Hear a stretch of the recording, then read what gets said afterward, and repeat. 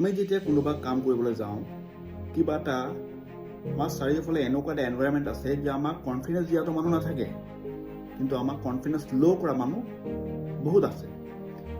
মোৰ লগত তেনেকুৱা কেতিয়াবা হয় যে মই কিবা এটা ভাল কাম কৰিব লৈছোঁ, কিন্তু তুমি এই কামটো নোৱাৰিবা বা তোমাৰ দ্বাৰা কামটো নহ'ব কোৱা মানুহ ধেৰ আহি যায়।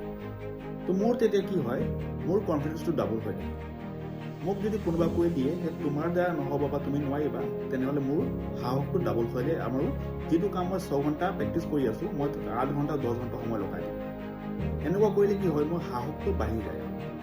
আৰু এনেকুৱা মানুহ যদি আমি লগ পাওঁ, মই তেওঁক সোধোঁ যে তেওঁ কেতিয়াবা এই কামটো কৰিছে নে নাই। তেওঁ যদি মোক এডভাইচ দিব আহিছে, তেওঁ কৰিছে নাই। মই মেক্সিমাম মই পাওঁ যে সিহঁতে এই কামটো কৰাই নাই, কিন্তু এডভাইচ দিবলৈ তেওঁ আহি যায়। আৰু যদি কোনোবাই যদি এই কামটো কৰিছে আৰু বিফল হৈছে, মই সুধি লওঁ যে তেওঁ বিফল কেলৈ হৈছে, আৰু মই সেই ভুলটো ৰিপিট নকৰোঁ।